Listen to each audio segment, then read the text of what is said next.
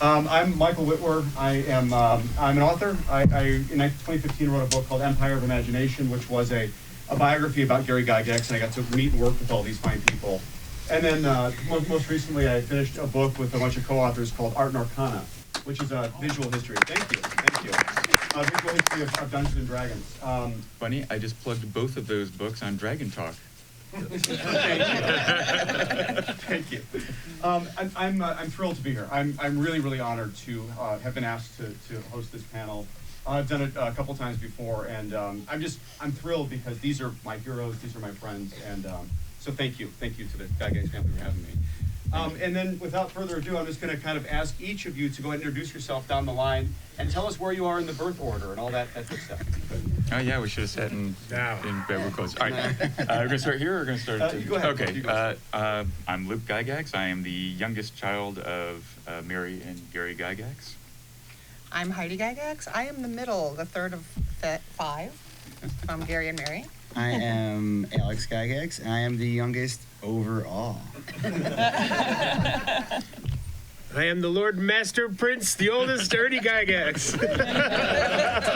The humblest Gygax of them all. Yes. He who gets all the inheritance, supposedly. Yeah. Supposedly. The barbarian. The barbarian. The tough act to follow. I'm Elise, and I'm the second. So. All right. So, and of course, not with us today is Cindy, but there are other Gygaxes, many other Gygaxes out there. So anyway, we've got, we got a Mike Gygax. Yeah, that's my son Mike, and my Emily? two little granddaughters, Amelie and Zoe, are in the back. A lot of Gygaxes, a lot of creativity. So we're here at GaryCon. We're here at GaryCon 11. Yes, I don't know how that happened. Yeah. And this is GaryCon's a thing now. I mean, my gosh, this is a thing. It's almost on Big Bang Theory. And can one of you, and maybe Luke, this is a good question for you, can you tell us about what GaryCon's all about, how it started maybe? Might be an interesting way to start. Sure. So it came out of just a very terrible event that I think everyone who has lost a parent can understand.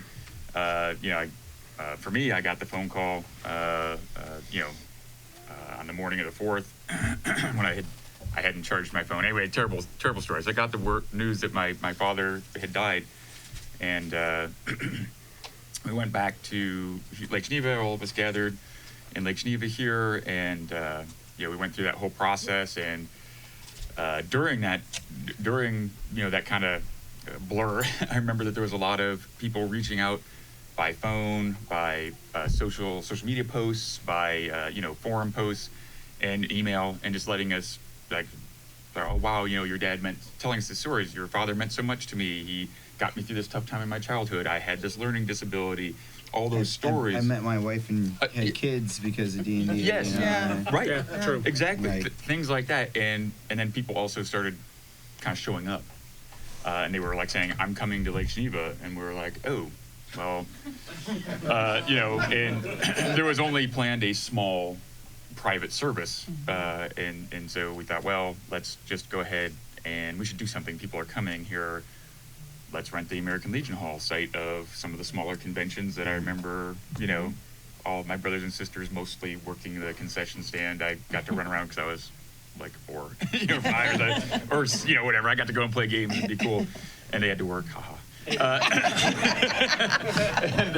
But anyway, so we rented the American Legion Hall, and we played D&D cartoons and this Futurama cartoon that was on, and we had a podium set up, and you guys, Elise, I think, fixed some food, or we brought food and stuff. Yeah. And we had dishes to pass and that sort of thing. So we had some food and some drink, and we played games and watched. We had the D&D cartoons going, and people could stand up and share their favorite story about my dad, and it was actually really cathartic. It was pretty cool because it felt like something that we would do around Dad, and so at least that was my perspective. And I can't remember who suggested that we do it every year. There was probably Rail Baron and Circus Maximus and all kinds of games that Dad liked too. Yeah, people listened and brought things that he had played and that they, Yeah. and Yeah. shared and enjoyed playing games. Yeah, Empire Builder, you loved that one. Rail Baron, that was our Yes. family game night Yeah. game. Couldn't Rail beat Baron. me in Rail Baron. Yeah, I had his number on that one. Yes.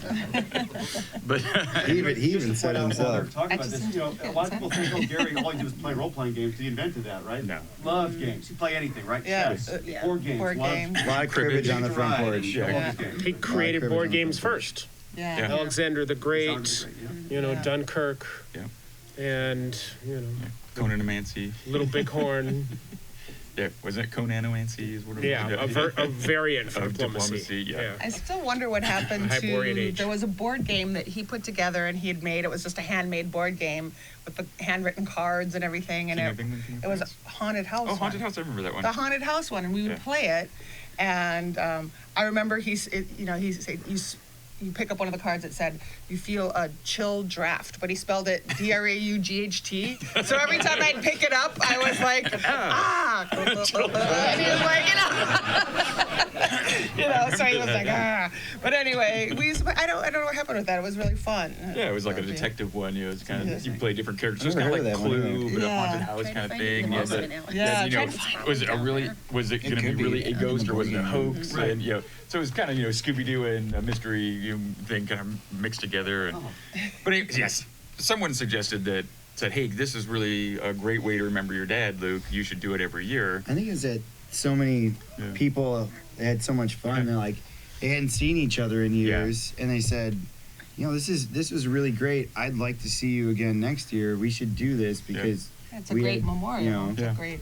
I kind of thought Lisa really was pushing for number 2, and then, Yeah. but you weren't focused more on the gaming. You were just focused on the On just the the entertainment. Elisa really Everybody gathering. organized the second and Yeah. I'm an organizer. Yeah. Yeah, and Yeah, then she really and then put them Luke together. ended up. Well, this is supposed to be a gaming convention. I'll grab it all and take Yeah. charge and Well, make sure it gets done. I'm he's not a a logistics gamer. officer, Yeah. you know. Yeah. You go here, we go Pull here, rank. let's do this. One thing that I think is so cool about Gary, and I'm sure everyone in this room now knows this, if you didn't know it before, right? This really captures the spirit of those early Gen Cons, right? Yeah. But what your dad was all about when he, 1968, when he started this thing. Now, it wasn't nearly as big as this, right? 100 people, less than that. But it really captures the spirit of a gaming convention. You get to, it's kind of small. Well, not anymore, right? It's getting bigger. But of course, you can't really outgrow the space at the moment. So this is, it's really cool because I think this is a time capsule in that respect, right? If you ever really want to experience what it was like in the 70s, this feels about right. As far as I understand, I wasn't there myself. I can attest to it. Yeah. It was Hey, like David. literally at Gen Con 12 in Parkside, almost an identical number of people at it. Yeah. That's awesome. And I had commented before, you can really walk up to anybody here. You don't know who they are, but you start talking. And it doesn't really happen in these really big The conventions. sense of community is overwhelming at Yeah. Gary Gygax. It really It is. really is. And I love Gen Con for what it is. It's a wonderful thing. But yeah, here, I was checking in this morning. Oh, Errol Otis walks by. Oh, it's Errol Otis. His work is known by gazillions of people. He's just this unassuming guy wearing green pants. Green That's Errol. I know what to look for. What's your Lotus look like? Look for the guy in green pants. Oh, okay. Yeah. And this has been the mellowest convention I've been to, and I can't remember how long. I mean, there's just always kind of a vibe that's just like, there's a lot of forward energy and people are moving or there's stuff going on. And this just feels super relaxed. And I can't remember a time I've been at a convention this relaxed. Well, I think it all stems from my very calm demeanor. You're more calm than you used to be, though. People aren't whizzing by, whacking you with backpacks and stuff like that. And All right, well, this is for everybody. And I think I want to start with Elisa first, actually. D&D is having like an unbelievable moment right now. I mean, unbelievable. There's more players than have ever played. We're at a stronger growth level than we've ever seen, except for maybe the Satanic Panic, but we'll get back to that. So, what do you think, what do you make of it, and what do you think your dad would have made of right now in the game? Streaming, celebrities playing all over I mean, what do you think he would have made of this? Well, I think he would have been extremely happy, and I mean, because this is the only thing that really meant anything to him was playing games, and like you said, socializing. If he was saying that if somebody came up to the door and said, "Are you Gary Gygax?" You just Yeah. say, "Okay, well, I remember come on growing up in having that and happen. you know, have a cup Who's of at coffee." the door? I don't know. Some So- Yeah, gamer come sit around. on the porch and. Yeah. So, and on that end, that side, he would be very happy. But then the other part is like when he came back from Gen Con and he had a lot of people that were admiring and signing, he would say, "Kiss my pinky ring. I'm the king." You know, once he came home, he was joking, but just like Sort of like Ernie just did. bow down before me, you know, stuff like that. So we'd probably have to put up with a lot of that. Yeah. He'd have a T-shirt that said "the big cheese." Yeah. Well, so along those lines, We'd say, yeah, the Limburger. I want to at least open up to, can one or more of you give me like a story to you anyway that really defines, you know, one of the things we're here to honor is Gary Gygax, right? This convention's about a lot of things, I think, these days, but certainly at its core, this was a memorial, a living memorial to Gary Gygax. So can one of you give us a story that you think really sums up what this guy was like, what he was about? He, as soon as he moved in the house over by Denison, he started running after-school gaming sessions, not D&D and stuff, but chess, board games, and whatever else for the young people. He started a club where they could come and play. And I mean, there was absolutely no money in that, whatever else. There's all these people that are now about 50 years old or whatever else that he was, you know, just having fun with, teaching new gamers. Time you have, really. New right? gamers, always spreading the faith. Amazing. Alex? He'd always told me how he likes children and kids, like the grandkids, us growing up as kids. And he always wanted, like, we wake up Saturday morning. You guys want French toast? You want a pancake? He'd make breakfast for us. And they'd be like, all right, now what are you guys gonna do? You guys gonna go on like have your own fun and do some stuff? Or are we gonna play a game together? Should I go downstairs and get a board game out? And it's just all about, you know, enjoying and raising kids to have fun and just. I find myself doing those same things with my daughters. I'm like, I can't cook dinner to save my life, but I'll get up and make pancakes. I've Yeah, got like- the pancakes down. Like some sausage, some Yeah. bacon, Yeah. and syrup. Yeah. Stories like that. So you got the more mellow dad, you know, the older dad. Yeah. He wasn't like getting up and making breakfast for us. That was a Saturday morning thing. Yeah. Saturday morning. I mean, once in a great while, but rest that of the wasn't time his you thing. wake up, he's on the computer. He's like, Yeah. whatever you want, just go. Yeah. It's all you. I did You know see how to that do it. with Gramps.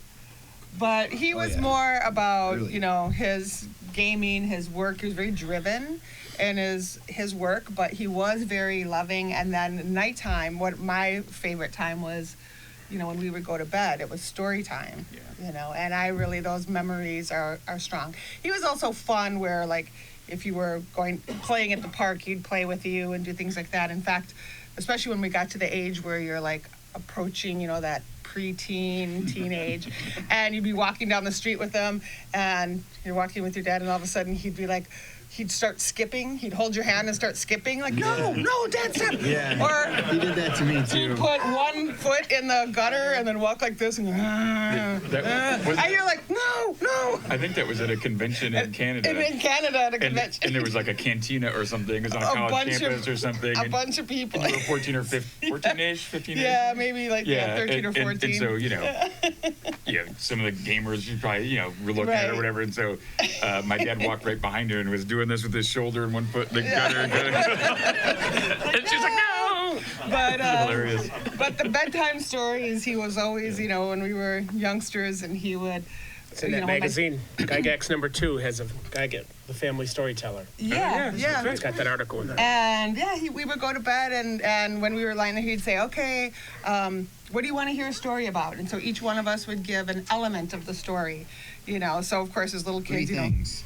yeah, three things. Give me 3 things. Yeah, and so one of us would say, well, because There's there's a lot more of multiple, so us. we'd pick one, you know. I want, you know, as a little kid, I want ruby slippers, you know. I want a secret door. I want this. And he'd work all of those elements and make this great story for us. Sometimes they got really fantastical as he would start to drift off to sleep as he was telling the story. But he usually kept going. What? Where were we again? Yeah, I did that. I totally get that you these didn't get days. to the 3rd thing yet, you know. But, you know, Heidi, I stole that from him. I do that with my kids. Yeah, it's I let wonderful. them pick one thing Yeah. each. And the nice part is that it's always a unicorn and a pirate. I can pre-plan now my story. What adventure are they going to go on tonight? And he used other things as there were all these different silly things, the orm tresses and the trio bruins and other concepts to just kill time as he was still trying to think of the story. Yes. So he would just change. I had a little dahlia, hung it on the wally, and that's all. That kind of thing. Nice. Yeah, I'll tell you a story of Jack and his brother. Now my story's begun. I'll tell you the story of Old Mother Oh, Maury. well, there you go. And now my story's begun. I'll tell you another of Jack and his brother, and now my story There is you done. go. And of course, be like, no, Screaming and And in the bouncing. meantime, he's He like knew it was thinking of coming the too. story. As soon as he maybe. said the first word, you're like, no. We want a big story. Yeah. I do that to my daughters. It's big. They Man. want a long Oh, pic. No, I want a long story. And I'll be like, a long time ago, a long ways away from here, there was a man named John Long. He lived in a long house. And they're like, Yeah. Yep. Until we finally get all of his material. he went for a long walk by the long lake. Yeah. So, I mean, this is just, it's amazing stuff. Right? We are getting a feeling now, I think, a little bit of what this person was like, what he meant to you, and what you meant to him. So, with that in mind, and I want to assume a certain base level of knowledge on some level. I don't know how much everyone here knows about Gary or doesn't know about Gary, but if we can do a little time capsule here, and let's take us back to 1973. And Luke is just a little baby. Well, he's a toddler. You're a toddler. Toddling around. And your dad is spending an unbelievable amount of time in his little den at 330 Center Street, and he's working on this crazy game. Can you take us back to what a day in the life of the Gygax household looks like, circa 1973, when this thing is happening, this magical thing is happening, this conjuring is occurring in this little den here? Gary, get out of that den.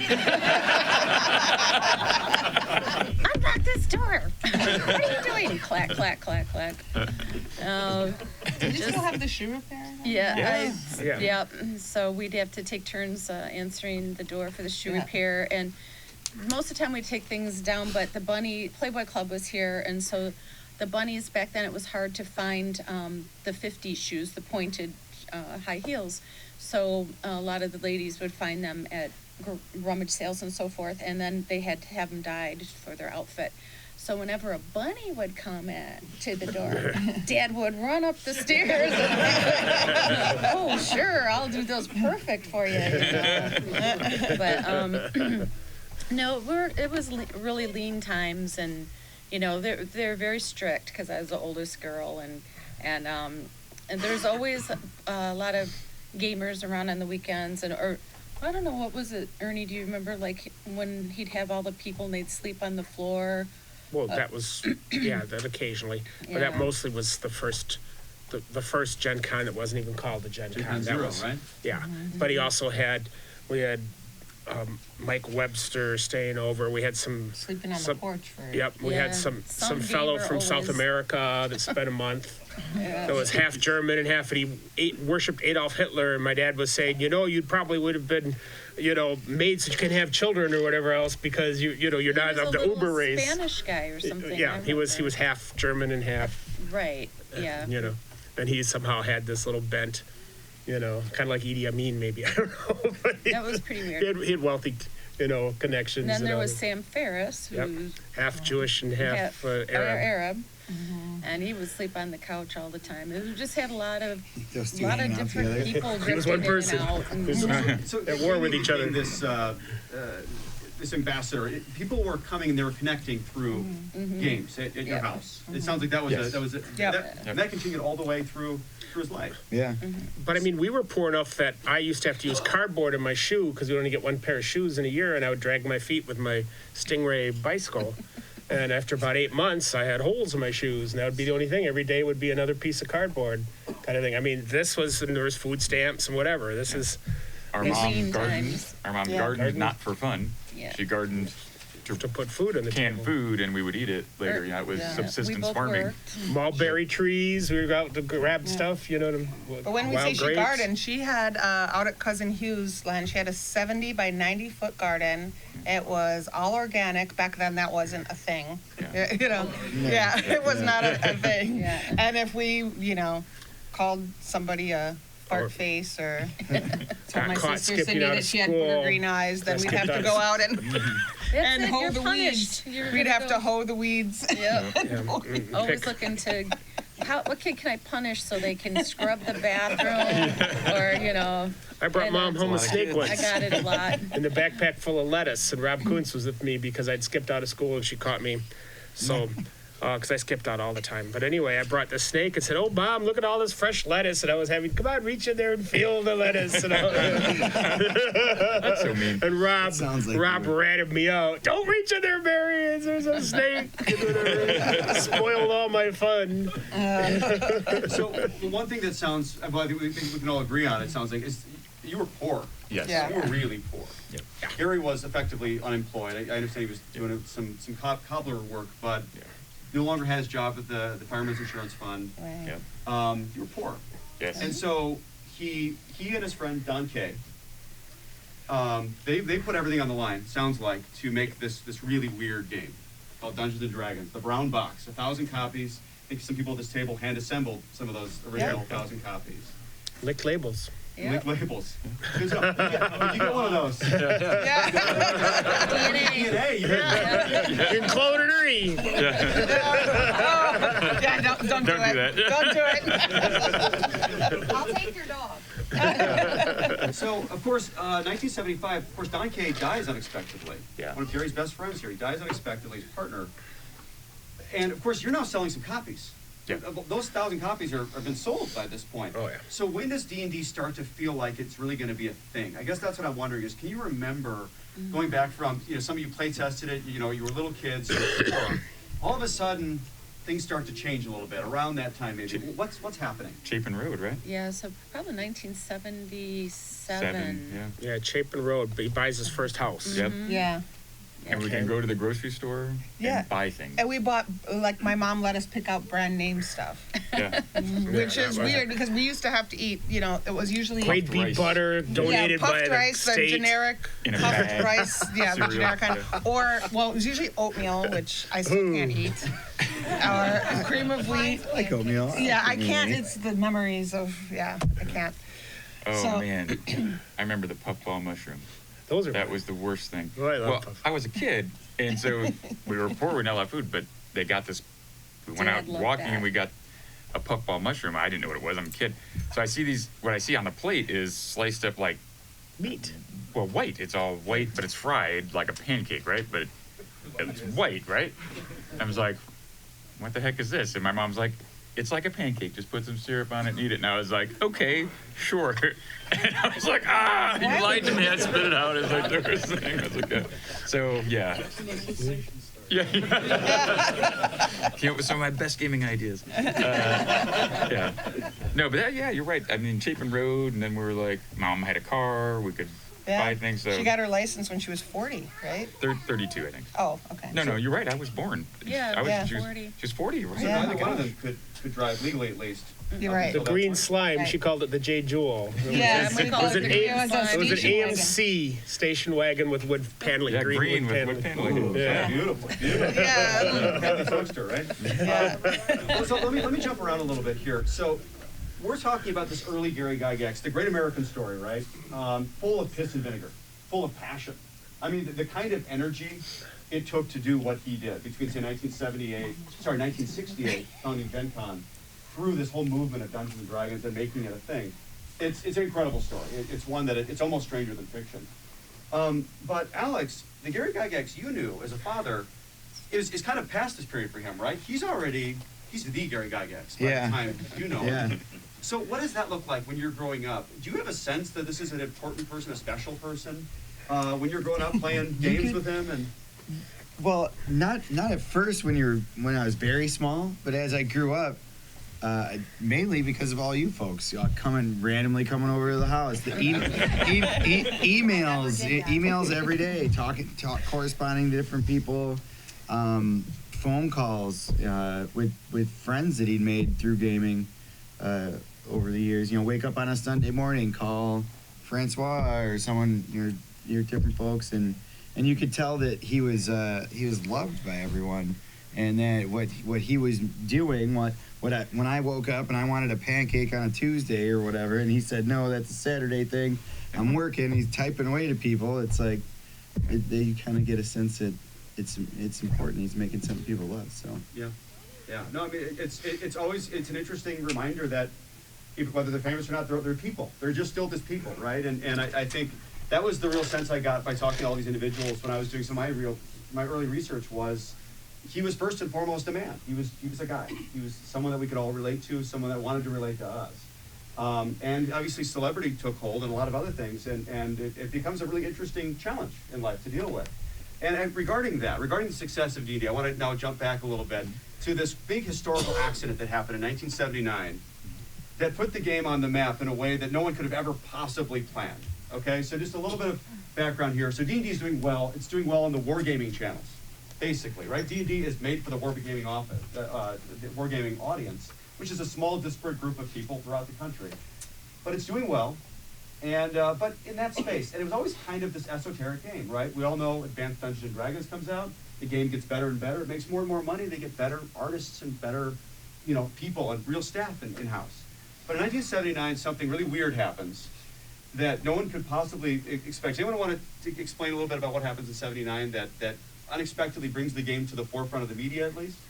Yeah, I can't remember the guy's full name. Dallas Egbert. James Dallas Egbert III. James Dallas Egbert III. So, yeah, if we've seen Monsters and Mazes, that wonderful Tom Hanks, that we know the story. But yeah, I mean, as I understand it, and you guys may remember it a little bit more vividly, he was a very bright young college student, and 16 in college. 16 and in college, yes, and he was also gay on a time period before it was acceptable. Correct. So yeah, so there was a lot going on in his life, but he was a smart kid, and he suddenly disappeared, and they were looking as to what possibly happened, and they're like, what could have possibly? They're looking at it. Well, he played this weird game, this dangerous, occult game, Dungeons and Dragons, and they used to go down and play in the steam tunnels. I don't even know if that was true. Yeah, it was okay. We live only 30 minutes from okay. Actually where it happened. So I guess they would go and do some steam tunnels down there. They do some LARPing, I guess, some early LARPers.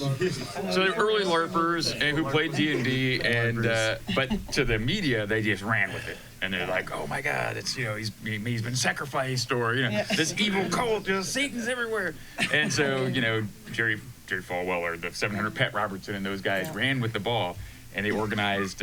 It got the word out about it, right? So D&D became this dangerous thing, right? So if you tell your kids don't do this, what do they want to do? That's also what brought up the media around, though. Well, because I was Dad's secretary and you worked too, and so we had 60 Minutes, and all of a sudden we're having all these big, New York TV you couldn't shows. buy that kind of media. 60 Minutes was a little later. It would have cost more than they had.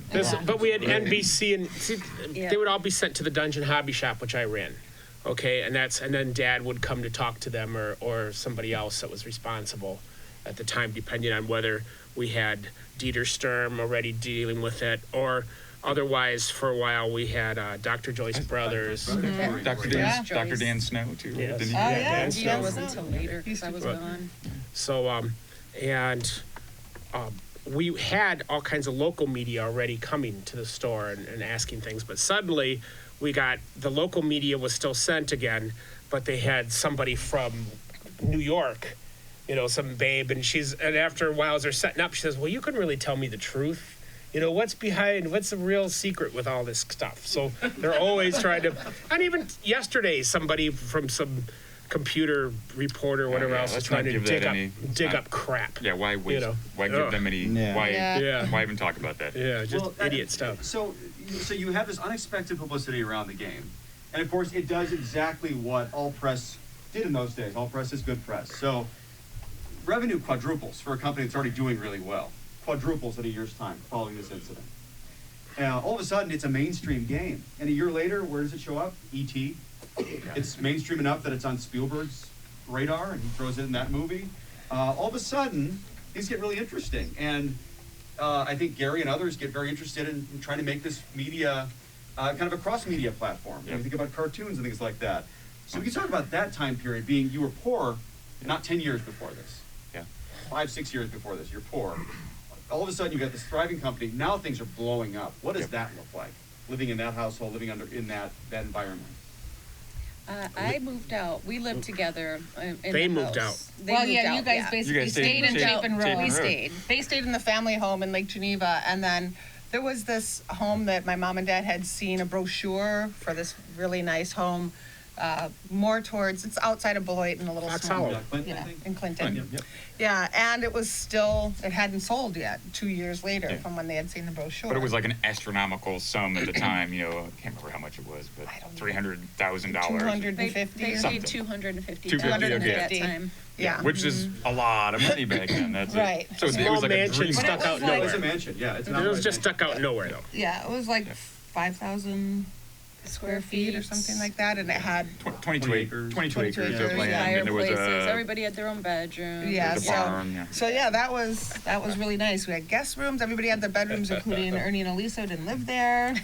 But we was got great. to pick. It was great. There was a creek in the backyard and woods and Yeah, and we had a Was pool. it Turtle Creek? Actually, where I got married, I forgot. My son brought my wedding album because my dad. I got married in Hawaii, but then my dad threw a reaffirmation in June, and so he actually lined the creek bed with stone and planned my whole party, and had the old TSR there and everything, and his an 80s rock band, which I did not know was coming, but his then assistant who took my place also managed a rock band. So after this elegant wedding, and then these guys show up in ripped jeans and wild hair and start with their guitars. But I have some pictures I'll try to bring down so you can look Love at. to see them. Yeah. Love to see them. The wedding with the string quartet, and then all of a Yeah. sudden this. yeah. It was true. Yeah, that was the reception. The dichotomy. reception afterwards. Yeah, that was a wild, The band was? No. wild stallions. Yeah. So It was a things are fun going wedding. very well here, at least on paper. Things are looking really good. Now, again, there's a lot of things we won't be able to get to today. Some of the complexities of TSR's corporate structure, who was owning what. This became a very complicated thing for Gary moving forward. But importantly, the game keeps gaining a lot of traction, and soon, Gary and your family are living in a mansion, or I know you're all living separately at this point. But now we're looking at Beverly Hills. Oh yeah. Because there's this cartoon series. I know there's a movie that Gary and others are very interested in trying to get done to promote this game. Again, this cross-media strategy to try to get other people into this game. Because remember, D&D is a weird game, and it's a hard game to explain to people. And up until very recently, it was very, very hard to communicate how to play a game of D&D. Really, streaming is one thing that's really broken that barrier very recently. But in those days, it was hard to get into D&D. So how do you do it? Well, maybe you write a novel about it. Maybe you make a movie or a cartoon show. So can someone tell me about around that 1983, 1984 time, what happens with Gary with TSR and specifically the cartoon? Well, with the cartoon, 1982, I wasn't involved yet, but Dad was shopping it through Hanna-Barbera.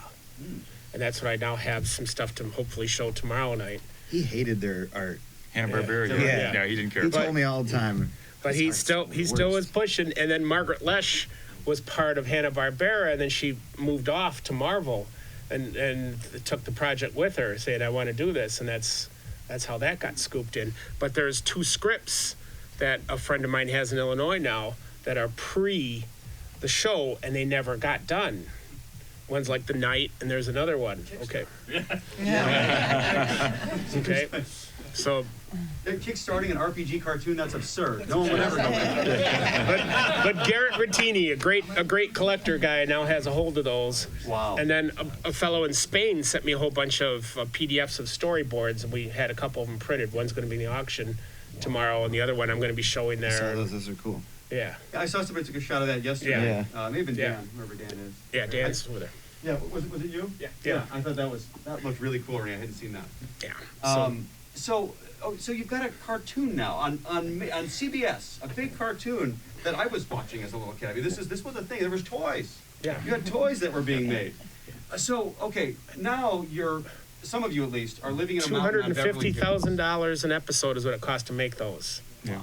You know, that was Only the total. these 2. That was the total cost with Ernie and I CBS. were out there, and but yeah, there were some near misses too for things All that kinds could of have things. happened. You know, and it's heartbreaking because like Universal Studios had a Conan live action thing going on, and apparently, my understanding is the agent that was representing Dungeons and Dragons Entertainment Company wouldn't call the Universal guy, and the Universal guy wouldn't call that guy because they both had too big a, but they should call me. I'm not making a phone call. So instead of becoming Conan the Barbarian, a Dungeons and Dragons adventure, it was just a sword and sorcery adventure. There was the movie. We went to Universal and talked to the people. So I had a video game thing where you'd have a credit card.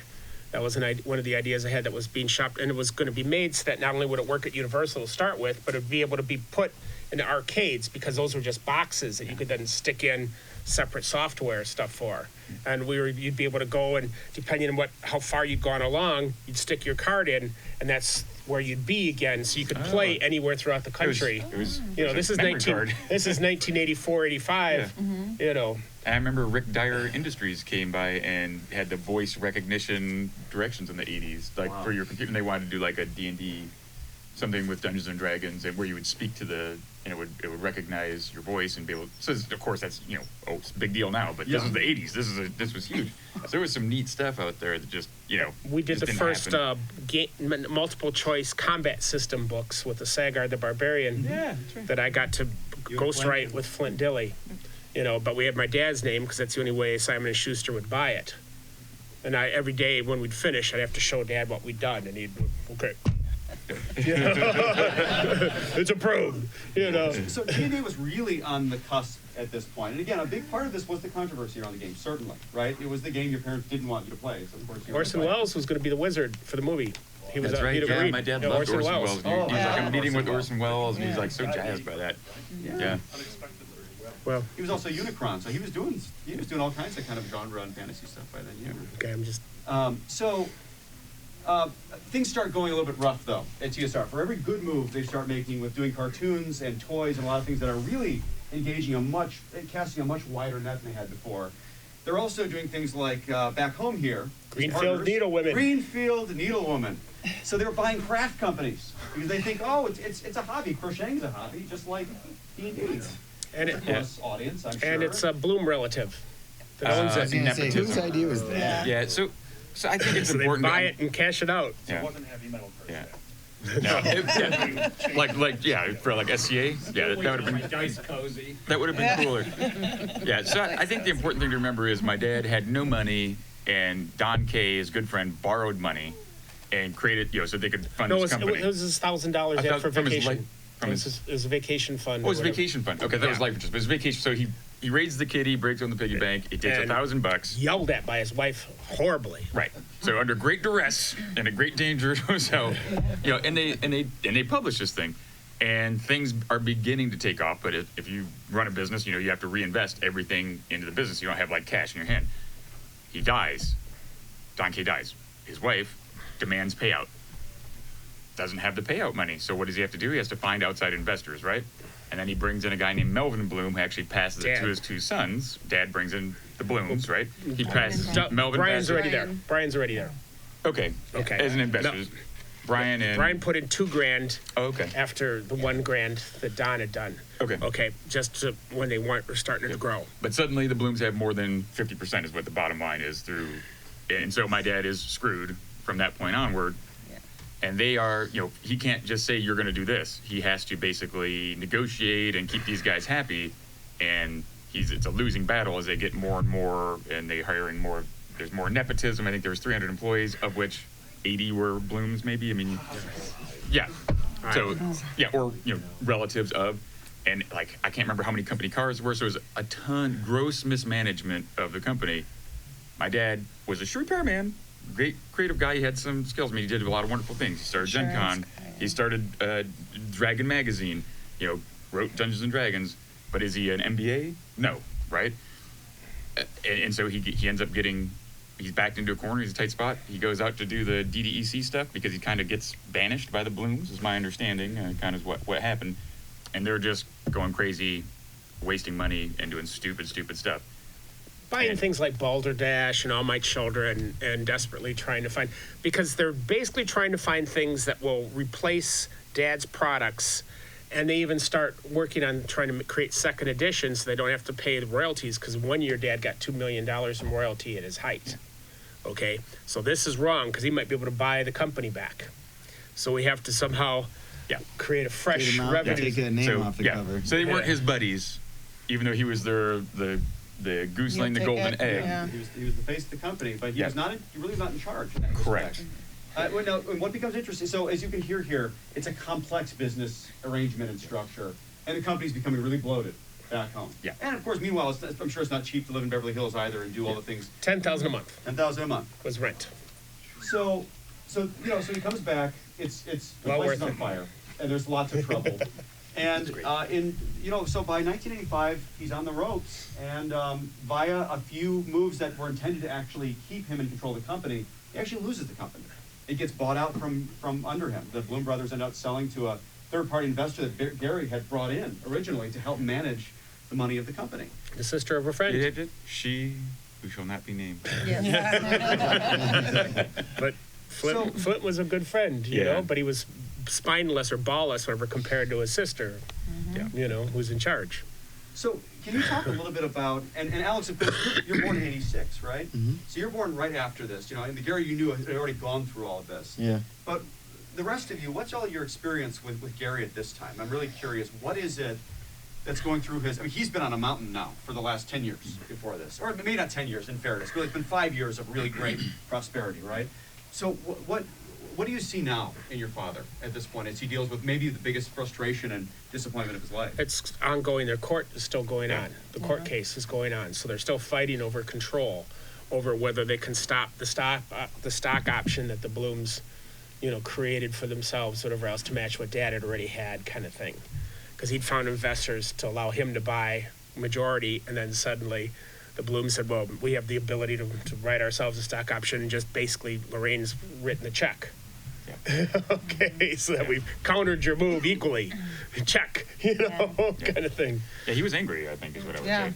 He definitely became more of a hermit, where he used to like to go out to eat, and even known to go dancing with your mom and actually I went with him. It was Popeyes had a disco called Olive Oils, and he actually danced. I remember that place. So yeah, but then I would try to get him to go out, and he just didn't want to go out. I think it was really embarrassing to him too, you know, kind of like how did I let Failure. this happen, you know? Yeah. A failure. And then the law, when it was finished in court, Judge Carlson says, my heart bleeds for you. I really think that you're in the right, but the law says that she can do this.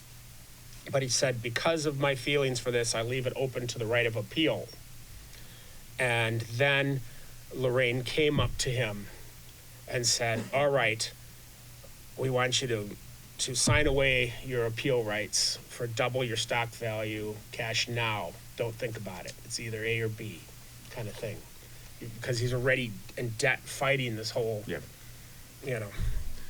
So that's when he cashed out, but lost his baby, his child. Yeah, well, and we know he didn't really leave this situation rich. No. You know, like he's a famous person. We all know him in this room. We all love him for what he did. This was not someone that was a rich person after this point. And this, you know, like we've seen this movie before, right? He's not the first person that's ever gone through this particular scenario. But it seems like a recurring theme. You know, the creative genius, the one that had all the energy and the drive and the piss and the vinegar, does all these things, and they're kind of left on the back end. And the only royalties are getting are the foreign editions from when people publish things that weren't second, third, you know, edition and such like that. Those are dribbles, you know, but Turkey or whatever, you know. That's very big in Turkey, you see. There is a convention group, but yeah. I think he still had drive here at this point in time, and it's when he spent 3 years working on Dangerous Journeys, or it was Dangerous Dimensions at first, but they said change it to Dangerous Journeys. And, you know, we started playtesting. It was actually the supernatural version of it first, and then it became Mythos, And, you know, he got Game Designers Workshop to publish it, and it was going to be a big thing. He was super excited about it, and they filed, after all these giant books were printed, they filed an injunction saying, oh, nope, you thought of those ideas while you were an employee of TSR, so therefore we own all those ideas. Yeah, I remember that when I was a kid. Yeah. Him And- having to go to court all the time, having to go to court. And basically, the Game Designers Workshop was the second biggest, but still, they had invested all of their money in. They were the printing these traveler books. people. Yep. Yeah, Okay. and they died. They They- couldn't defend. It cost they couldn't them like $1 defend million, and she threw $5 million in the toilet. Yeah. And, nobody but lawyers got money. Yep, and but it's gone. Just to stop him from Yeah, doing just to stuff. stop Just to stop from Just him. Yep. And that's part of helping to kill the company. Not Yep. only, You know, not only did I throwing take that your in- company Yeah. from you, but I'm going to stop Yeah. you from being It- able to do anything. from Right, here and on this out. this is when my dad really, I think, hit Yep. a depression, or he just Yeah. really he was very disenchanted. This was a very hard time period for him, and he was also completely broke. And the hermit, I could Yeah. see the hermit, like you were saying, Yeah. when I was little, Yeah. because he didn't drive. Yeah. He had a bad knee. I don't know how often he left the house for many years. Is not very often. I can tell you that. He didn't go grocery shopping. Yeah. He didn't run to the gas station. He didn't go for walks. He never went. He'd take me. I think he'd take me down to get a Kona ice cream and a Ninja Turtle, and that was about his extent of leaving the house per week. I think he gave me for my birthday or one of the early mid '90s, '94 or something. He's got it written on the back. It's basically a piece of driftwood that was made into art. He took it off his wall and said "Happy Birthday" and wrote on the back. Because he just didn't have money to give me something, but he wanted to give me something for my birthday. So I don't think it was until the Game Guild came around and Ernie was at the Game Guild that he really started going out again. Yeah. So it took him a while to gear back up. Not even going out for sushi. Yeah. I'm saying just going.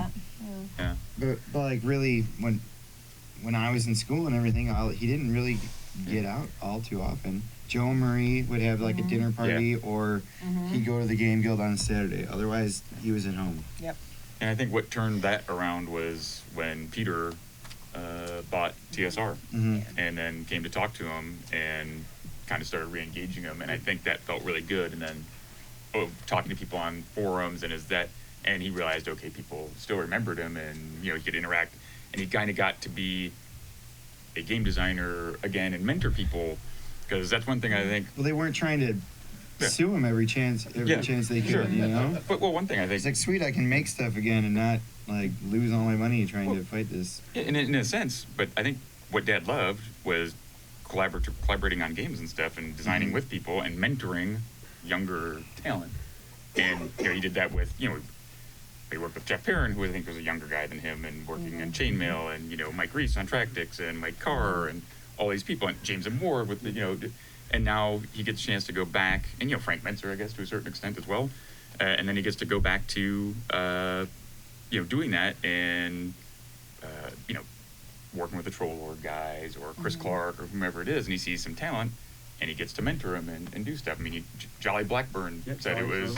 It was a dad Shadis encouraging magazine. him. There's a lot of fresh Shadis. ideas for him too, because he has his own ideas, but he's working with another passionate gamer, and they kind of bring this to the table. It gets his mind going, and all of a sudden they're running off making whatever it is that came to light. So he kind of you got returned to what was fun again. Yep. And I think he found his zone, and he wasn't this big shot guy who was flying around doing Hollywood stuff. He was making games and back to his roots. I think my impression, very late in his life, shortly before his death, was that he had been humble, certainly, and he was a very humble person by then.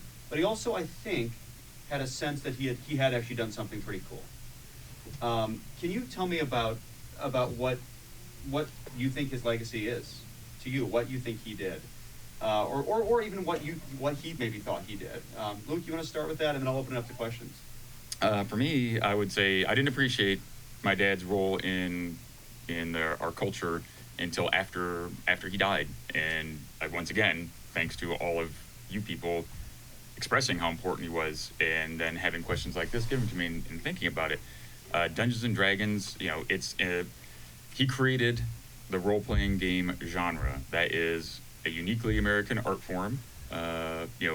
As important as I guess would be alongside jazz and maybe comic books, maybe the two art forms that you could say that about. And we see video games, and the architecture of all that is based on D&D. You see levels, you see experience points. The idea of the change from a competitive game to a more cooperative game, from a game with a beginning and an end to an open-ended game that doesn't have a beginning and an end. Those are all really a totally new way of looking at gaming, and it has influenced so many people And instead of seeing westerns and stuff like that on TV, we see adventures with elves and, you know, dwarves and dragons and all sorts of cool stuff. And you get Harry Potter and you get, you know, all these movies and you get Game of Thrones. And so I would say the cultural impact is huge and it's vast and it's completely underappreciated in my opinion. And sure, I'm his son, so I'm gonna, I may be biased in my opinion, but I think there's evidence if you look at that these are major accomplishments that should be recognized. So You know, I agree completely. I mean, it's Spawned creativity. yes, amazing creativity. So absolutely right. And Heidi? it's, yeah, I was gonna say it's become more mainstream, you know, when, I think before Dad passed, we looked at it more as, you know, like you know, just a small group, you know, the wargaming group, the gamers, you know, so to speak, and now it's just pop culture, you know, a lot of these things have become more familiar, and yes, there's many other influencers, but I think D&D really brought it to the forefront, and, you know, all the things that Luke said, so I think a new appreciation when people come up to you one-on-one and say, wow, your dad had such a huge impact on my life, you know, what his work did for me, it's really, that's what really makes a big difference. Makes you feel like, wow, he really did something very special, you know, and that made me appreciate that a lot more than just people getting together and having fun, which we saw before, is that this was something that was really meaningful and impactful. And then I can see that with the lifelong friends, because even when we come back here, we see a lot of the same people, and it's like, wow, it's great. It's a family feel, you know. It empowered quiet people that didn't fit into the common niches and blocks. And it just happens that some of those people have been more talented with gifts and intelligence and creativity, possibly even partially driven by the idea of creating their own dungeons and all Was things. your dad aware of that? I mean, that's my memory was like back when you played D&D, when I was, you didn't tell people you played D&D, right? But Oh, I had a circle of like 5 or 6 guys that were real and we faithful. still see that. Was he aware of that? That like this was sort of giving everybody a tent to gather under? Do you think that was like That was Making it the acceptable. kind of socially religious person in acceptable. him. You know. Well, even Gen Con he'd started that way, but it was wargaming, and then suddenly it just expanded the horizons. But yeah, this allowed a lot of the people that were just by themselves to suddenly be able to go with other people that had been by themselves and share something, you know, and open up. And so he was conscious. He Yeah. you know, because that to me is what brings back the memory. I mean, that's what. well, he was writing letters constantly back and forth when that was the only way of communication, and he couldn't afford long distance phone calls, so basically other people would be calling him with a letter, I'll be home at this time and call me, kind of thing. You know. Well, I think I'm sorry. Alex. Yeah, I think, Alex did talk. The question was, when did I feel like it was important, or when that it was a big thing? I kind of felt like that my whole life growing up, because by the time I was like in school, you know, just grade school even, like I was the kid whose dad made D&D, and like everyone thought it was cool, and my friends' dads played, and Ernie was at the game guild, and I'd go down there, and there'd all be all these people, and older guys, younger kids, and everyone's, you know, we got this group of 20 kids playing it sometimes, and it's all ages, and so it was I always kind of knew it was like a big deal, and it was kind of cool, but I don't think until recently it became like, I mean, it's like the internet age, social media age, all the information's instant, you know, something happens, you know, tag it, everybody knows about it right away. But wait a So second. What about Futurama? What about your dad being an animated character? that was I know. Everyone in the United States. I had a kid in high school. Your reaction. Anthology of Yeah. interest. I love I've had that people Bender's messaging game. me. A kid in high school used to, he was a friend of ours, but he'd always kind of give me shit. And he's like, I will never give you shit ever again. Your dad was in high school, or your dad was in Futurama, and it was the coolest thing ever. So he's like, and from that point on, Jake never ripped on me again. Yeah. So I agree with you, David. I think that was a major tipping point, because it was one of the first times that anything in real pop culture, and it was above and beyond it wasn't ridicule, right? It was actually honor. He was next to like Stephen Hawking Right. and Al Gore, and it was actually this kind of this Michelle way of David Nichols. X. Cohen And Michelle saying, Nichols. he thought it was cool Yeah. too. He thought it was superhero. cool. Yeah. Elise, I wanted to give you back to that original question, though, just let you finish Oh, there. okay. kind of lost my train of thought. But as far as the social awkwardness, my dad was kind of picked on as a kid. He was a heavyset kid, and I think that he was alone a lot, and he liked to read. And then he kind of took that and turned it around because he wasn't going to let people, keep him down. So he would purposefully be odd. Like he liked to, wear hats and different things and dress up.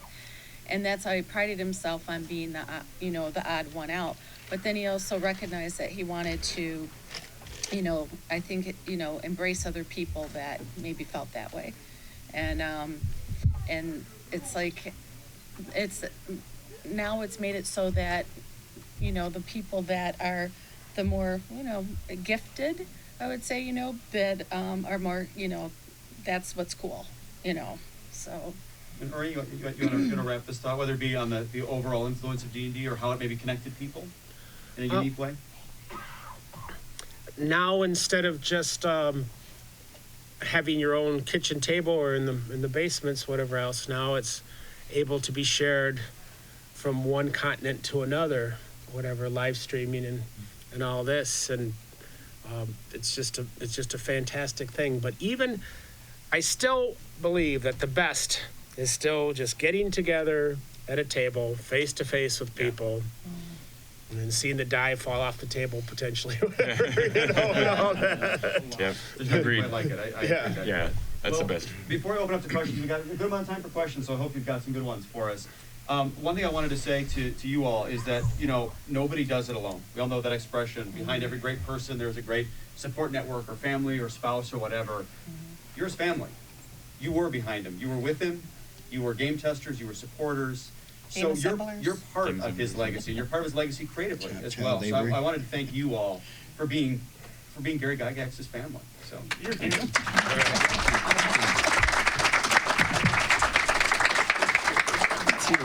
questions, please. Yes. I'm kind of, since the seminar is called Growing Up Gygax, I'm kind of curious what the actual growing up part was like, and especially Elise and Ernie and stuff, when y'all were did y'all ever get in trouble for sneaking out? And, No, they were periods of driven snow. No, all kinds of issues. No. Not me. It's yeah, no, didn't get in trouble for sneaking out at all, I swear. Yeah. I mean, Elise, I know You you understood the you got one of my adventure. favorite stories. I don't know if you want to rehash that one or not. Jim Ward. The dating one? The doctor. Oh, the yeah. doctor one, okay. Because I'm the oldest girl, I wasn't allowed, to date. And, when you're 21 or something like that. But, I'd nag, oh, everybody's going out. And so my girlfriend set me up on a blind date, and she had a Camaro. And so, she was kind of the cool one. And so I'd seen her boyfriend. So she said, we're going to a garage band. And so and I said, can I, he goes, you have to be home at 10 o'clock. I'm begging him. No, you have to be home. The guy comes to the door, and looks like he had been working on a car. He's all greasy. He's got a headband on. Just looks like he hasn't probably bathed in a week. And, he goes, my dad came down the stairs to meet him. There's, everybody had to, he had to meet them. Yeah. So he comes down, and he's like, I'm just like, oh my God. So I go, Dad, I have to be home by 10. Oh, first he says, what's your name? He goes, they call me the Doc. And then he goes, what? And he goes, the Dr. Love. Because that was, I think, a song then. Kiss song. And I'm like, oh God, so. And then I said, Dad, I have to be home at 10. Oh, stay out as long as you want.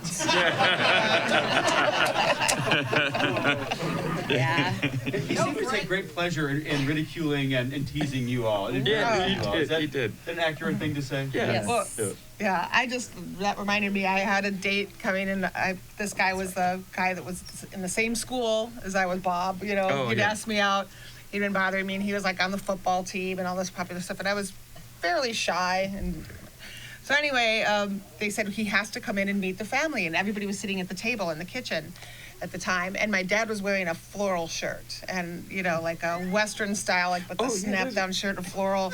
And I was like, no, Dad, come on, really? And no, bring him in, make him come in and say hi to everybody. The mother of pearl buttons. Yeah, the mother of pearl, like a floral shirt. And I'm like, snaps on the. I'm like, Dad, I must have said something about his shirt. And so he makes this guy, Bob, come in. And he's introducing himself, and my dad gets up and goes, "Well, howdy there, young feller," and reaches out his hand, and Luke's sitting at the table with a mouthful of milk and spits it across the table. I was like, oh my God. So he loved embarrassing us. Heidi was a great source of. There you go. Like 3. Heidi was a great how many, source of 3 boyfriends? she'd bring people for our gaming group because they would come and date Heidi, and then they would see what we were doing in there, and then being in high school or whatever, they kind of part the way. Later, Heidi. And then they'd be like, would it be okay if I stayed in the game? and so we gained Sonny Savage or Jerry Savage, who's here now doing Savage Creations. He was there was Kuntz. Dave Kuntz. Yeah, the Kuntz brothers, which were more like Anne's boyfriend was Richard, but Richard and David. And they didn't even know. They found out at Elise's wedding that they're first cousins with Rob and Terry Kuntz. Yeah. Richard from Rockford or something? Dick Wink? Oh, Dick Wink, yeah. Okay. That's really his name. Yeah, that's really his name, sorry. No wonder he... Before we get down any deeper. No, Richard, we'll go ahead. Richard. Back there. So, you read the appendix and read his prose. You can tell that he was very well read. Can you say something about what he read? How much did he read? Anything stick out? He read basically a book a day. He was always walking to the bookstore, and science fiction was his, and he was history major, so he loved history and science fiction. I always remember seeing in the bathroom, the back of the toilet always had like books stacked on it, right? Edgar Rice Burroughs and well, the Little Dead on Center Street, he kept having to add the shelving. It's just those with the little metal brackets and so it was all books going up. And the whole thing was books. Yeah, we had a pretty good library when I was a kid. Yeah, down in the basement. Down in the basement, like just walls. Like, and he'd hand me so he gave me Kothar the Barbarian to read. Gardner Fox. Gardner Fox was great, and obviously the came Conan to a convention. books and Jack Vance. Jack Vance, a lot of Jack Vance. Jack Vance. Sure. Yeah. I faked book reports until 5th grade, and then Dad was reading Conan. He was in book 3 of Conan. And I said, "What are you doing, Dad?" And because he was not hanging out and doing something, he was really reading this. And he said, "Wow, you should check this out." He said, "Here's book 1." And I said, "Okay." And I look, and then before he finishes book 3, I'm past him. And by the time he finishes book 3, I've read every Conan book. And then I became an avid reader and was turning in 20, 30 book reports extra beyond what you're supposed to in school, because suddenly reading was fun.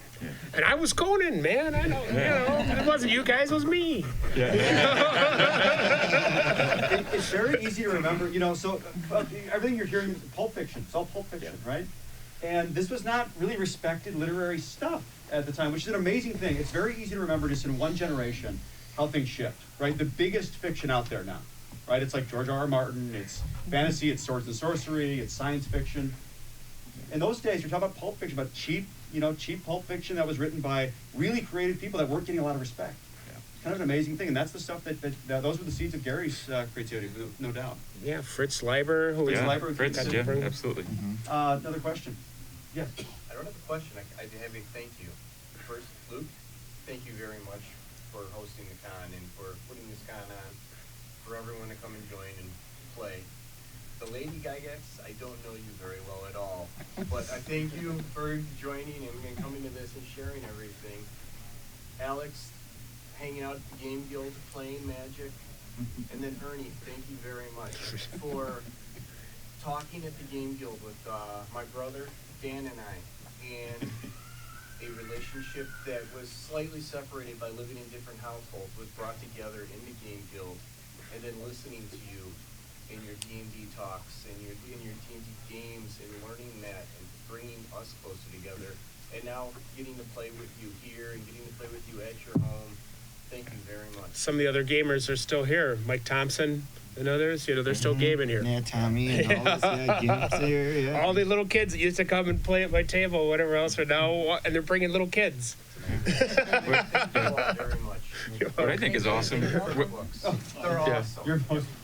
What I think is really cool, if I could just say, is that through Gary Con, Elise and Heidi are running D&D again. I think that's really neat. So, Edwin is the one really. Edwin Stallknocker, great guy. He got me to do it. So. Yeah, I do believe Gary would shed a tear to see that. I do. I know that was something that was always on He his would mind. probably He'd have loved it. something to say, sarcastic. Yeah, he But it would, would- he would definitely try to say some embarrassing stories. Yeah. But he was always trying to make me sit in, but you know, it's like, it takes so long, you know, and it's like, I was always doing something, it's 4 hours, you know, or more. And that's you just know. character creation. Right? Yeah, so, You back there. My question is for Ernie and Elisa. What do you remember about that first night that your dad sat down and had this weird new game he was working on that didn't even have a name yet? And then I've heard kind of different, you know. Rob Kuntz was there too, even though it was 3 of us. yeah. Okay. Okay. I've heard, you know, kind of different tellings of how the name actually came to be. So what do you remember about that first night and then how the name was developed? I think for the name, Multiple since choice? she's not here, Yes, I think it's someone multiple else, someone choice. else can steal credit for that one. No, but I think it was Dad really- gave multiple choice and Cindy picked the winner. Yeah. Oh, really? Was Yeah. it? Oh, Cindy picked it, but didn't Mom come up with it? I don't know, but it was multiple choice, and Cindy Hmm. picked, you know, which one was. You know, wyverns and warriors. You got Yeah. column A and column B. Yeah, You know, multiple choice question, but as far Swords as, and dungeons. it's hard, I don't know, was I 8 or 9? How old were you when we played D&D the I believe first time? 11 and 9 sounds about right. Is that I was sound- 1972, so I'd be 12 probably. Yeah, okay. So, Early 72, I think. yeah, it was just nice because he included me in it, so I was like really thrilled, you know, just to be like, doing something, because Dad didn't do a lot, you know, except games. Yeah. Or he did a lot of reading. He was, you know, always in his den, you know, working on stuff. So it was really nice to be included in that, you know. I think that's. I remember the adventure better. I remember the centipede coming out and be able to stomp on it. And it looked like the nest was moving for a whole bunch more. So I was able to take the torch, whatever, and set the nest on fire. And then he came up with the idea, now we're going to be able to, you see that looks like there's some sort of magical paper in there, mixed in there. And, you see it burning and all these colors coming off. God, it's a shame you burned up that magical scroll. You know, already the first taste of the idea of like, you know, this. Yeah. Well, this the fun- great treasure was a chest of copper coins, right? Yeah. You couldn't even. And there was rats and, you Oh, know. what a fun place to adventure. That was the first one. No, it's an amazing thing. I mean, you should And really be proud of my that. first spell was a read magic, and as we went along, we found some steps going down with this magical writing. It would have worked, I guess, read languages also, and it basically he gave a little clue that as you proceed down, the dangers increase, and so do the rewards. So it's just the idea that, you know, it's easy and it gets harder and harder and harder. Love it. You know, that we had no idea about anything like this. Yeah. It was all It's raw funny to data. think about that. Yeah. Yeah. Like everybody knows that. If you No. go deeper the dungeon, it's harder, right? Come on, it's No. common knowledge. You right there in the middle. Yeah. So I had a question, since you talked about how TSR kind of tried to change with second edition to kind of remove Gary from it, and how do you feel about like Dungeons and Dragons moving forward today, like 5th edition and beyond? Like, do you still consider it something dear that Gary created and now it's like evolved past him, or do you kind of hold some sort of like this is not really what Gary is doing anymore, I guess, or it's not related to him? I kind of think of it as Dad created a classic car. And now we've got the little Ford Fiestas or whatever coming out there. Mass market.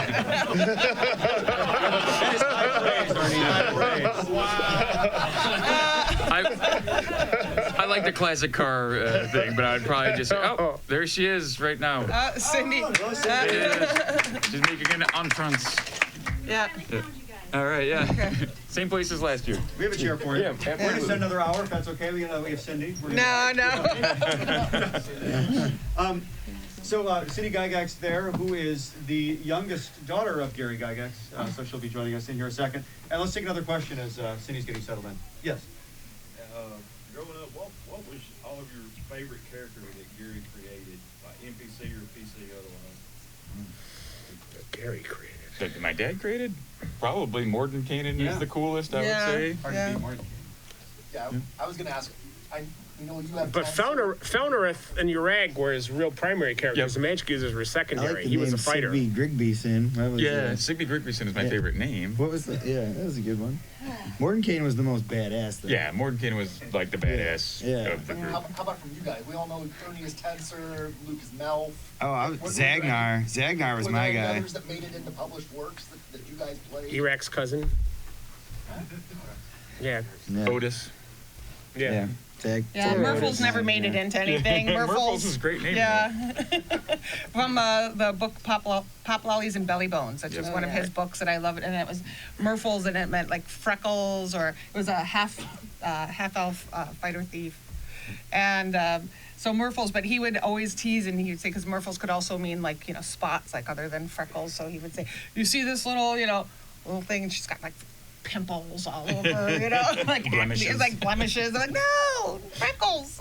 Well, when we found Otis Bernay, because I was Bernay and there was Rufus, and we ended up creating a tower. That's right. That was the village of Hamlet, and then went on to the Temple of Elemental Evil. That was Skip, right? Yeah, Skip was Rufus. Skip Williams was Rufus. Yeah. And then somebody put in that it was the first gay couple or whatever. There was some sort of early on. Me and Skip. So Cindy, you just missed a question about the naming. Okay. By 5 minutes, you missed the question about the naming. So we've been told that it is kind of a multiple choice thing. Do you remember anything specifically about it? You are, of course, credited with having finalized, made the right choices. Yeah. What I remember is that my dad gave a list. He had a column of two names, and we were to choose what we liked the best. And I just remembered choosing that name because it was sort of interesting, and my dad he used to tell us a lot of stories about dragons and things. So I don't remember a lot of it. I was really little. So, yeah. Gygax. Along the same lines of names and things, Gary named a lot of things after you guys. Erelhe Sinlu, the city of the Drow, is one of the most famous because it included most all of your names and stuff. And I think Alyssa is a nation, and there was a marvelous nightingale. Also your first character, right? Yeah, but I haven't. Honestly, I don't remember that. So I know. So the question, Heward's Mystical Oregon, from Cousin Hugh. Named after you. Oh, I think the most interesting one that's probably least obvious is the Pomarge, which is Mary Jo Powell, which is my mom. Oh. So yeah, so the Pomarge, and it was overrun by like humanoids and stuff like. Right? So she must have been grousing at him at some point. Like, all right, got it. So it's an anagram of Mary Jo Powell. Yeah, it's her maiden name, Mary Jo Powell. He has those like for all of us. All over the place. I don't even know where how many. County of Ernst, Sundi, Heidi, Ulick. Heidi. Yeah. Heidi. That didn't even. Yeah. Yeah. If you just. Yeah. I have a few. They're in some different things. Yeah, they're in the. Oh, come on! You're the best little Gygax in the lab. That is a fact. But yeah, I can't recall exactly what they're in, but I know I have got a few in there. A few things in Legendary Adventure and stuff. Well, Perrin too, Land, so. Jeff Perrin. Yep. Tom Keogh is Keogh Land. What else is there? There's a bunch. If I was looking at the map of Greyhawk, you can pick them out. Yeah, I was just reading. Dromage? That's James Ward. Yeah. And Keotum's ointment, I never got it that it was Tom Keogh. It took me, I was like, oh my God, it's been years I've been saying Keotum's ointment, and it's Tom Keogh. That's his buddy, Yeah. So yeah, funny. Another question. Dan. You guys were coming up with a lot of creatures and stuff, and of course you have the Chinosaurs that spawn some of them, but and then stuff that came from mythology. But did any of you come up with any actual monsters that showed up in the monster manual and whatnot? You did. Water Weird. The Water Weird, yeah. Because I had to do that for the monster and treasure list, I think. I did those, and I did the geomorphs, and then Dave Sedlin would make them pretty. Yeah. Geomorphs. Let's see. I made up the Bullywugs. Yep. The Bullywug is. Was that for animated series, or is that? That was from the. No, it predates. Fiend Folio? Yeah. Fiend Folio. And I think I was just playing in the creek, and I saw frogs, and I was thinking, oh, that'd be pretty cool to have like Frogman and that sort of stuff. So yeah. She can come here. Yeah, of course. Good question. We have about 7 more minutes, folks, so get them in while you still have them. Oh, you want to put it down? Okay. Okay. Yes. Come on. Just got a question. I've read in your novel how Gary was a spiritually conscious individual all his life. I was wondering how he felt when the satanic panic started and how that affected him. And, you know, how did he deal with that? Because I mean, just from what I understand of your father, the fact that he wanted to create something that everybody would enjoy, would bring people together. I mean, that was such a divisive thing. Could you tell me a little bit about how he? I don't think he believed too much in organized religion. I believed, he believed more in the good book, and living a lifestyle rather than putting on a mantle. Yeah, I think he became disenchanted, and correct me if I'm wrong, but I think he became disenchanted because he was kind of booted from the Jehovah's Witnesses for smoking cigarettes. For smoking cigarettes and having his hair too long. Yeah. And that was when it was because it touched his collar. Yeah. Yeah. He was thought it was absurd, actually. And I just remember he's the whole satanic panic. Yeah, he's like, what? Are people? It was hard for him to believe. He was surprised at the ignorance that was perpetuated by the press, and that people would actually go for it. He's like, if I could really throw spells, do you think I'd be writing games? Right. We had to be extra careful after all of that. We went out in the country. We had a big house in the country. We put up fences all around the yard. We had dogs that we let out at night because there were people going past our house and stopping, and we would go out and play and stuff, and people were trying to sort of harass us and scare us. My mom was really scared that somebody was going to kidnap us. It was a van that said Jesus saves, and so you get your people that are fanatical, and so it was some kind of Christian would go after children, So my dad had a driver, and he carried a 38 with him, and my dad carried I think he was carrying a 45 with him when he'd travel. And so that led to a great gaming moment at a Parkside Gen Con. I was playing Top Secret, and we were and it was there at the convention, is where the scenario is taking place. And we're shooting this guy, and they were getting away, and he's like, he's about to jump in a car and get out. I was like, is there a chance that my dad's pulling up in the front or whatever? He's like, I'll give it like a 10% chance. And he's like, yep, he's there. I was like, great. This guy has a 38 and he has whatever. And so my dad shot the guy and wounded him, and we got the bad guy like, yes. So, 5 more minutes. Yes. Just wanted to say really quick, during the satanic panic, I was like 9. That's when me and my rebel friends decided to go out and find this game. That's right. And made everybody mad. Yeah. That's when I started playing D&D. Right. You're sticking it to the man by playing some D&D. That's right. Anybody who stopped playing D&D because of the satanic panic, right? Never once. I've heard of people whose mothers, burned their stuff. Like everyone that panicked didn't play the game. Did you actually play the game, or are you just, listening to other people? Well, the book burning stuff is great. My dad would be like, "That's right, go do book burning and buy all the new books so you can burn them."